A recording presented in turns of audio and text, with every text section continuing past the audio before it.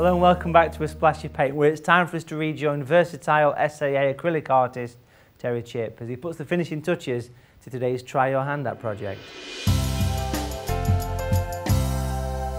Now, earlier in the programme we got the painting to this stage, and now I had a little chance to review it, and looking at it, we're at the point now where I need to start putting the detail into the lighthouse, the landscape, but before I do, on reviewing, these clouds are a little bit distracting.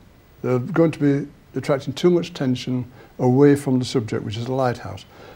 I don't want to smudge it, don't lose it too much, so all I'm going to do is just soften some of these lower edges here, blur them away, so that it's not quite so harsh on the bottom edges. I don't mind the top edges being quite sharp. If I just blur some of that away a little. Now, coming into the detail, I want to put a little bit of colour into this. Not much, because it's being silhouetted behind the silhouetted by this bright sky and the bright reflections. So what I'm going to do is use a little bit of yellow ochre to put in a kind of sandy colour in amongst these. And again, because the paint is still wet, I can just soften that in. I don't want it to be bright and sharp, just want to suggest that colour. I've got the yellow ochre in the foreground here, just want to suggest that it happens occasionally out there as well. Let's put a little bit on this side as well. And I've got the yellow ochre, I'll put a touch of blue into it to give me a green, because you get marsh grasses and things growing up behind the lighthouse there. And again, I don't want it bright green, it's a nice dull, almost olive green. We're just wrapping itself around the base of the lighthouse there. Put a little bit over there as well, just to continue it. And that just warms it up, makes it look a little bit more interesting than the pure silhouette. Right. Now, I think we should tackle the lighthouse. What I'm doing basically is working from the back towards the front. I've done the sky, I've blocked the beach in just for the sake of blocking it in, but now I'm working from the sky to the land, to the lighthouse, and then gradually coming forward towards these pillars and bringing the picture towards me. That way I know what, to make this stand out, I know what it's got to stand out against, so I can get these backgrounds in. So, the lighthouse, sort of a bluey, grey, blacky colour. It's a black and white lighthouse on Spurn Head. Exactly the colours I've already got there in the sky, so it's a little bit tricky trying to make it stand out. But we'll have a go. I'm going to paint the body of the lighthouse in. So, just angling that bottom edge down a little, just so that the land is growing up past it. With that same colour, I'm going to put the ridge at the top in. It's hardly visible at the moment, but this is just me marking it out so I can see where I'm going with it. And then I need to go to a slightly smaller brush to get more detail on. And I'm going to go for a darker colour now. Get this almost black part of the lighthouse in, just underneath that ridge, standing out and then coming down, right down to the bottom there. Because that's above the horizon, it means it's above my eye level, so the curve on this is going to arch slightly upwards and then down again at the corners. It's a small thing, but it can look just so wrong and you don't know why, because it's such a little detail.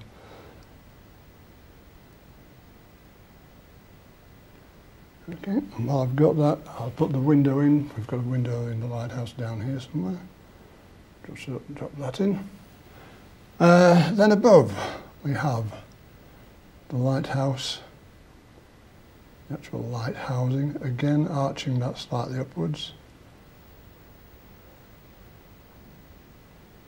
And then we have a light coloured patch on top. Now, I'm going to try getting away with a pure white on this. I know that being gloomy day, it wouldn't be pure white, but if I do that, it'll probably mix in with the colours behind. And arching that way around, a little blip on top. We'll see if we get time to sort that out later, but for the moment that's there.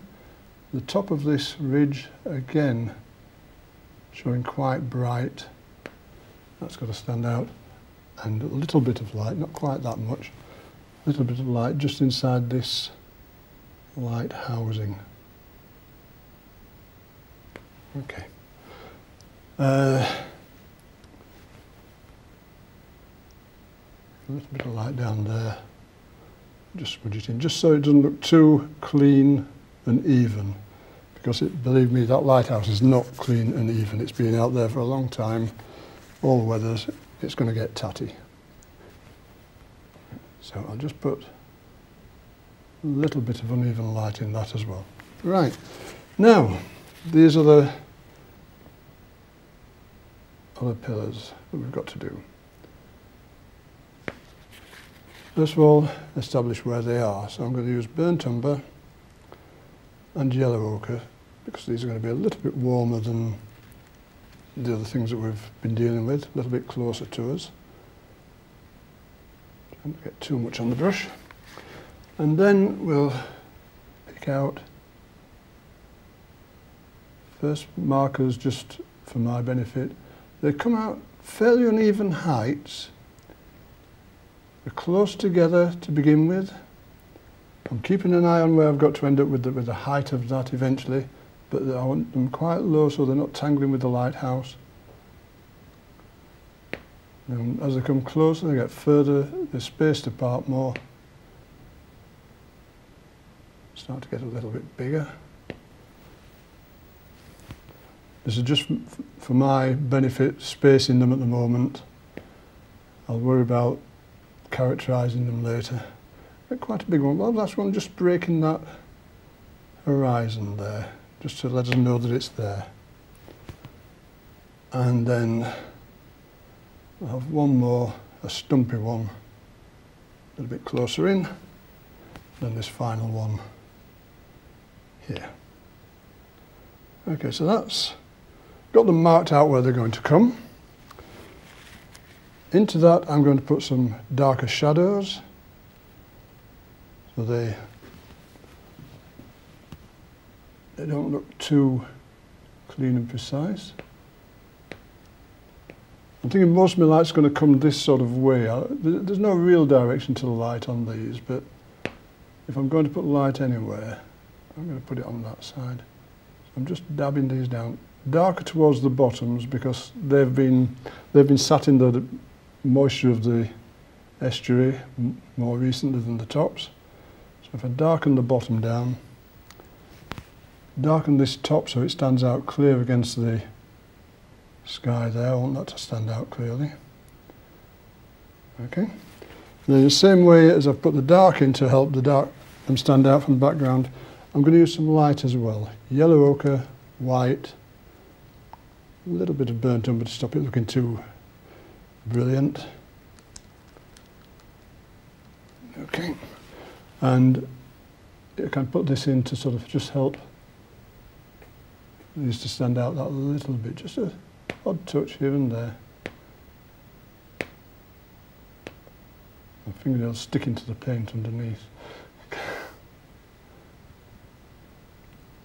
And again, I just want to make it quite loose and lively. And then the next step is to get some more light into this beach, so we'll go back to quite a broad brush, big effects,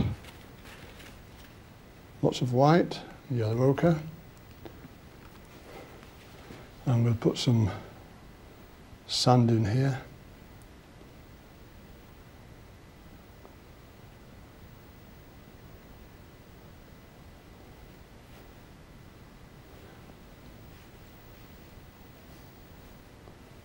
A bit of movement there, bring it up to that line. Hint of light across there.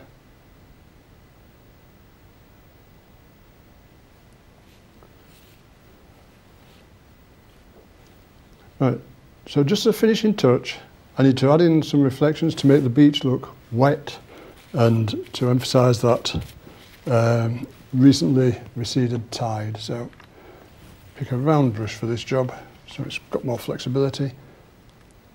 Dark with the burnt umber, yellow, ochre and blue, a real mixture of all the colours we've been using really. And then very simply, just a little, that's a little bit too dark. Put some more white to it. It's better. Just into these, we get the into the lighthouse reflected there.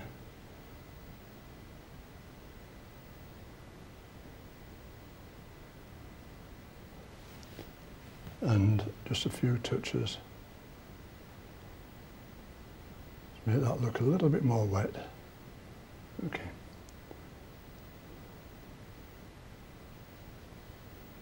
A big dark one there. And I would say that was a finishing point. I could spend a lot longer working on this, tidying up details, but I like the vigour, I like the finish of it, so I'll leave it at that point for now. I hope you've enjoyed watching, and I hope to see you again soon. Fantastic painting, love the vigour and composition, makes it really interesting and expressive. Thanks, Terry. Right, time for our final break, folks, but join us in part 4 when leading SAA artist Jeremy Ford reveals his top tips to give your paper the perfect finish. And I'll be dipping into the splashy paint post bag to solve a few more of your artistic dilemmas. Join us after the break.